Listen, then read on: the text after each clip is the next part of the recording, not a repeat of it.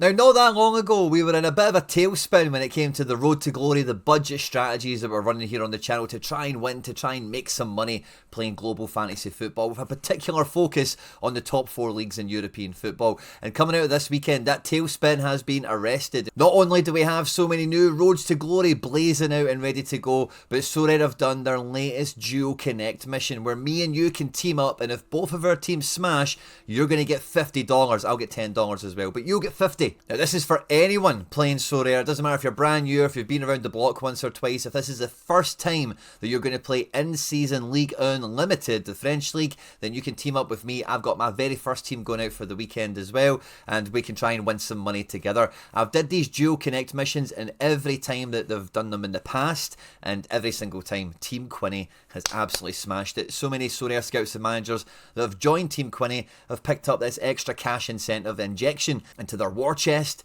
to go out and build their roster. So if you haven't done so already, join Team Quinny, build your French Ligue 1 team with me, and over the next 2 weekends, we only need to hit it once, and everyone's a winner, baby. But if you're brand new to Sorare and you've not even yet opened up your account, there's a link in the description of the video that will get you $150, pounds, euros, whatever your currency is, of market credit to go out and build your roster.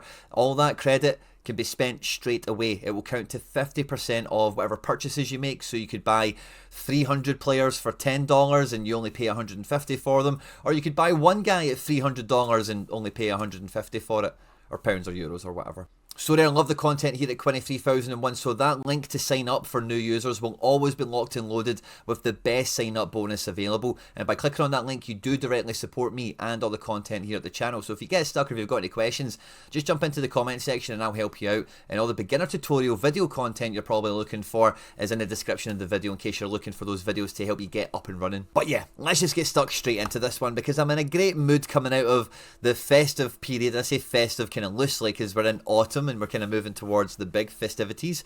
But we start off with the appetizer of the Halloween season, and Sorare put out the Cursed Rest of Europe and the Cursed Big Four special competitions. I built a bit of a squad. I reinforced my existing challenger rares, which we don't normally talk about on these series, but I just thought it'd be a nice positive, a nice victory to open the video with. We finished in the top 75, we finished 72nd, we picked up $20. I spent $70 on Halloween cards in total. We weren't too far away from getting into, we were 40 points off getting into the break even zone, 65 points to get into $100. And you know, were we really that far away from winning it? I think considering how bad our defender and goalkeeper did, we weren't really that far away. 101 points and we would have been into the top 5. Very, very close, but no cigar. Nice players, nice to get a wee bit of cash back for those Halloween editions that we picked up, which is lovely. But in the Premier League, guys, I had some real Monday night pain. Coming into Monday night, I had Everton versus Sunderland. Sunderland team in D1 with Elliot Anderson 50, JP on a 73 already locked and loaded, and the Everton team already had a 90 Pac-Man and Morgan Gibbs-White captain on a 64 leading it in, and we finished on 359 points with the Everton guys, sadly 359.08 to be exact. And the reason that is sadly is if we had got to 360, less than a point away, we would have got back on the hot streak run for the Premier League, and that means this weekend we would have been on streak 2 and we could have started to get really excited. But sadly we were 1 point short, which is just an absolute ball breaker. But we move on, we move on. A lot of common action over the last couple of weeks. Stay tuned for some common tutorial videos, or maybe not quite tutorials, maybe tips and tricks, or depends on, you know, if you're new or not, you know, how to use the common modes, and, you know, what I've really enjoyed with them, certainly. France is there as well. In Spain, we had Real Sociedad actually win the derby, and we had enough players on good enough scores in some places, but they didn't quite all come together, sadly. I even got a 4th line up there just for some DGen XP, or DX, it depends on your age there. That's the kind of joke that we've played on that one. 325 points for the best team, and you know, if we'd swapped Soler with Guedes, it was a very unlikely combination we would ever do. We would have streaked. So close with conceding 2 goals. No cigar. But let's hope this is something that can kickstart La Real and, you know, actually climb the table, get some wins for us. So a wee bit of positivity there.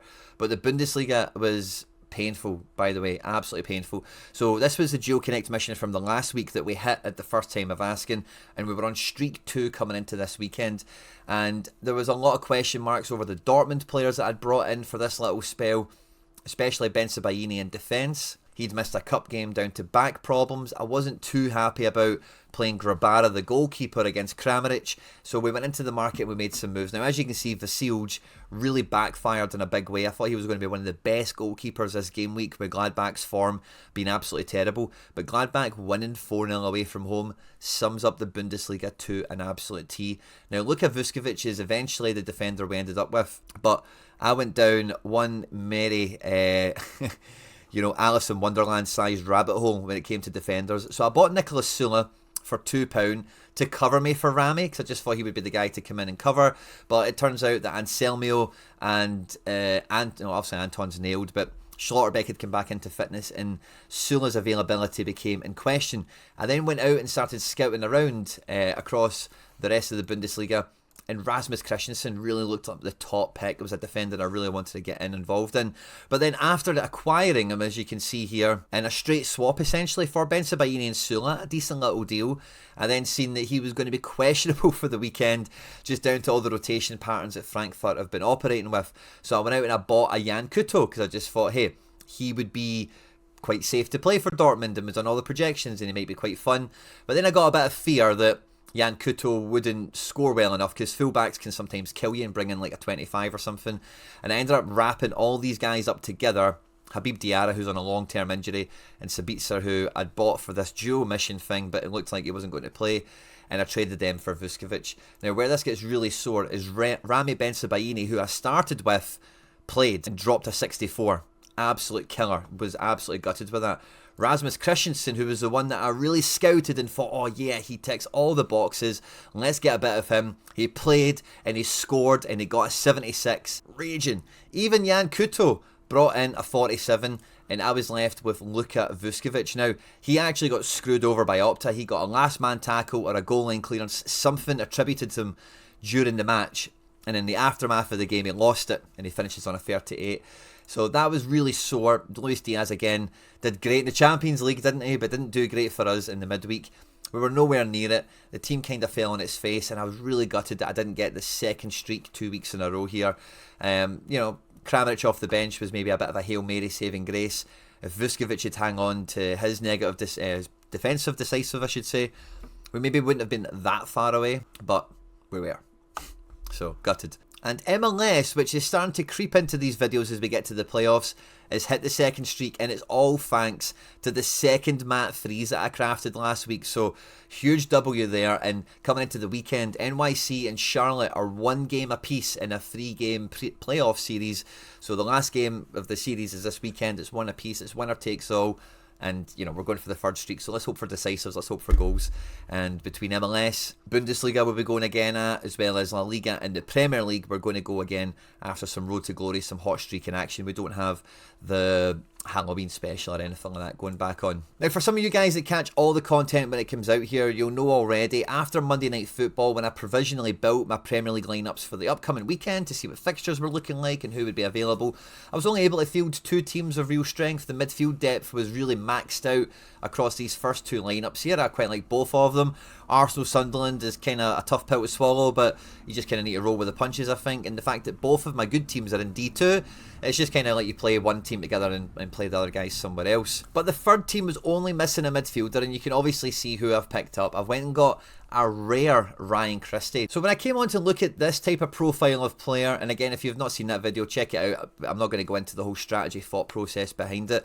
But when I came to Ryan Christie, I thought, I've been in the shiny D-Gen mode. I thought to myself, I wonder if he's got any really cool ones. What ones look good with Ryan Christie, the Bournemouth kit, the Premier League cards, etc. And when I set the filters up and I had a wee look through, I seen very quickly that Ryan Christie doesn't have any special editions. He has a jersey edition, which for the number 10 shirt is really lovely here. It says 7, but we can only see 5 Halloween edition cards, which are like meh, aren't they? And then it only has remaining 2 unopened early access cards. One of them belongs to yours truly, and one of them here belongs to Jamie Mays, who's not opened it for some reason. Now, I know the early access, odds of players getting special edition cards isn't an exact science on a per player basis. I think it's on the amount of early access cards that they issue. 10% of them will be, 10% chance of open a special card. I think that's more on the early access batch rather than the Ryan Christie batch and, you know, individual player market, as it were. If we were going to reveal a card, or if we were going to get a special Ryan Christie, this is going to be a 50-50 chance of the only one that we could get. So it really ticks into the strategy. And again, check out that video if you've missed it. It helps me get a third team off the ground this weekend. I don't even know if he's on to play or not, but he'll probably feature. And, you know, there's maybe some other utility we can get out of Ryan Christie, Scottish player and all the rest of it. But if we can get an encrypted early access opening here, that would be a great omen coming into the weekend for me.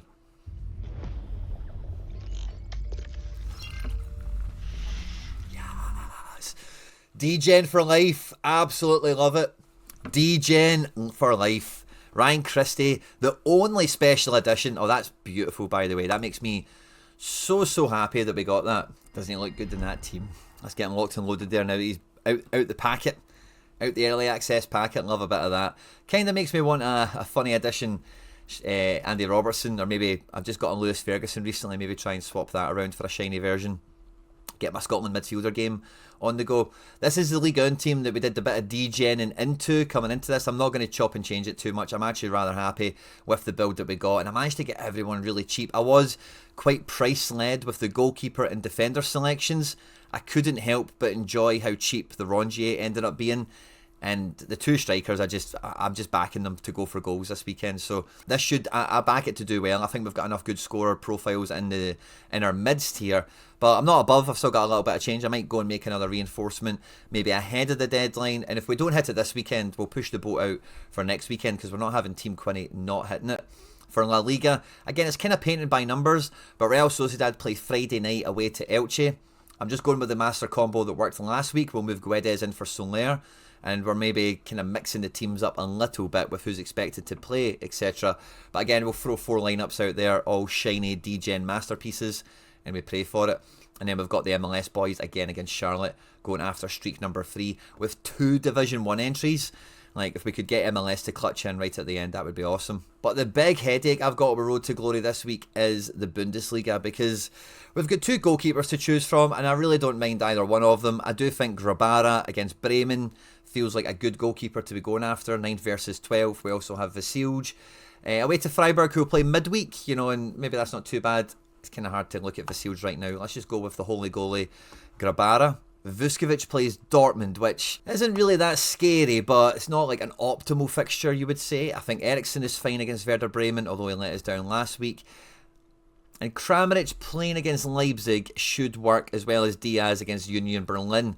But Bayern Munich's rotation pattern has been a nightmare. I'm hoping, now that he's suspended for Champions League, we've got an international break coming up, Diaz just gets a good weekend under his belt. I'm quite happy to keep Kramaric against Leipzig, so I think that's a team, again, he's decisive, capable. Leipzig have been very good defensively, but I wouldn't be scared of using Kramaric in a match like that. And we're really back to the defender again. Now, the goal with this team is to hit 360 points. I think we can maybe just about get away with this, but we really do need the defence to deliver. And it makes me a bit nervous. We're a wee bit over the cap, but the multi-club bonus comes in for us quite nicely. And yeah, as I look at this defender list on the lineup builder page, Tapsoba's kind of interesting there at £8. Nathaniel Brown. Again, that was a guy we were looking at. We opted out of. He's had 2 good games in the bounce. We're big fans of him here on the channel. Dolike rinsing it again. There is good defenders, but they're hard to like back, I think, Bundesliga guys. Especially with the way the fixtures are. Yeah, I don't really see anything that's super jumping out at me here without really breaking the bank for something mega. Tiate has been rock solid, hasn't he? Feels like I'm kind of chasing the Vuskovic scores, but with a guy like him, Vuskovic at home to Dortmund, like, again, you kind of want him to be busy. He did get hammered off a Bayern, but good games against Leipzig. Good games at home, period. Now, I wonder, actually, one thing that's available to us here is a little bit of market trading. Vasilj, we don't need anymore, isn't worth terribly much on the market right now, as well as maybe like a Vuskovic or an Eriksson or something. So we can maybe have like a bit of a trade on the go here. I'm just going to refer to my Bundesliga watch list to see if anyone is really cheap, has a good fixture, etc, etc. Rom being down to 20 feels like an in. Because he was very expensive when we started this. Rami has really jumped in price. A bit gutted that we missed out on him. In terms of like we traded them away. Yeah, what does the Dortmund team look like coming into this weekend? Because Dortmund, again, if you can nail who's playing. Yeah, Brand. The midfield is so dicey, man. Schlotterbeck is back. Rami's nailed. Wish we just kept Rami. We would have just saved ourselves a lot of heartache, it feels like. But I suppose I could just trade Vuskovic for Rami. But again, yeah, I'm not too sure that's a definite win, like a definite gain. I don't mind doing it for Rom, because I think that could actually work out quite nicely for us. Because Rom, again, he's playing Kramaric, so, you know, not everyone's cup of tea. Yeah, Roddy Boss has one. Let's see if any other bots are carrying an in-season Rom. Trent has one as well. Santonio has one. I think we like Trent the best out of these guys. Rov's got one. I do like the Halloween edition, but I'm not paying up for it. I'm kind of trying to trade into it. So let's try Trent. I'll send a wee offer. I don't know how many of these offers we'll get. If I do this, I will feel nervous on Kramaric again all of a sudden. I've got a feeling I'm just trading myself into bother here. Let's try it. I'm not sure he's going to do it. But at least Rom's a guy we can build into. Like, he's a stud kind of card. Yeah, I might be tempted just to hang on where I'm at. Price movement is very interesting with these limiteds. Of course, Bundesliga had a bit of, you know, a bit of influence on the market because of the Dual Connect competition, etc. But it's interesting to see where some guys are kind of retreating to in price. I might even just have a wee sneaky peek. I think I've looked at enough defenders, to be honest with you. I may be missing somebody, but I kind of want to have a wee sneaky peek at midfield. I'm feeling like I'm being a bit lazy on Ericsson, who should be fine enough to play. Does have a good enough attack to... He just needs a bloody decisive, doesn't he? And he's okay. But it says AA. Maybe I've jumped the gun on Ericsson. I thought we bought him at a good time. Let's have a wee peek into the midfield. Is there anyone like Miri? Do you like the Drago, but he's quite hit or miss in a way, isn't he? SO5 wise at least. Oh, we could get a big LG in. And if we did, yeah, he could be really good against Union Berlin. Trent sent as a counter. Does he want anything wild? Yeah, it's a bit much for me. Sorry, man. Sorry, Trendy boy. Yeah, I think I might want me a Goretzka. Let's see what Basilbot says to it. Basil doesn't want to trade. He only wants my money. He only wants my money. So yeah, Basil wasn't playing ball, but I fancy Leon Goretzka. Feels like the sort of card we're going to need to get this streak up and going. The question is, who do we take out for him? It has to be kind of Ericsson. I think he's just not quite got the same scoring profile that we're after here. Vuskovic I'm still a bit tender with, but I think otherwise like this should do really well. Kramaric has got the form. Against some lesser teams, certainly. Yeah, I see at home to Leipzig. Away to Leipzig, he didn't do too well last time. At home to Leipzig, yeah, not too well before. What was the score in that game? Wow, they won 4-3. They played 80 minutes. Did well against Leipzig at home before. 1-1 draw. Yeah, and that was in a good spell of form as well, if you look at that. This was a really good spell of form for Kramaric. I'll go ahead and I'll just keep Diaz as captain because I feel that if Bayern do pick up from where they left off Champions League wise, a big captain score from Diaz, a big outfielder score from Goretzka can elevate maybe a mistake from the goalkeeper, maybe if the defender does underperform again. But I will need one of these other players to smash. And I think really between the three of them, Kramaric, Vuskovic, Gerbara, you know, the fixtures are good enough where one of them could do okay. And then for the weekend, yeah, so we've got 3 stabs at the Premier League streak to get back up and going again. Really like Team 1 and 2. Good mix of fixtures, like Paqueta at home at Burnley, Grealish at home at Fulham, feels really good. I like Forest at home at Leeds a lot with these guys, and yeah, overall, like, quite buzzing with that. The France one, again, we spoke about that. That'll be a new kind of road for us to glory down. Sociedad boys in a Friday night battle, getting the shiny cards out. Bundesliga, we've just tweaked and enhanced, it feels like. And MLS, we're going for streak number 3, so it's all to go for this weekend. Never mind whatever I'm going to have in Challenger with Celtic and Fenerbahce and all that kind of thing. As I'm glancing at this, I'm not sure maybe I could take Ericsson over Kramaric and just maybe get a slightly safer game, perhaps for a wee cheeky 60 to come my way. I'll maybe weigh that up a little bit closer to the deadline as we look at the forecast for all the players involved in these matches. we might, you know, the way it's went with Bundesliga, we could get to the deadline and there's no Goretzka and there's no Vuskovic. We might need to go and rip it up and start all over again. But there's 70 now, since we've added that wee LG onto it. And yeah, could we get 4 out of 4 limited streaks? Could we get to the 3rd streak in rare MLS? I think it's going to be a big weekend for it. And the last weekend before an international break does feel like one of the weekends where everything could fall into place. After this weekend, I'm going to be on for a mad crafting session. I've already got a good amount of rare essence building up.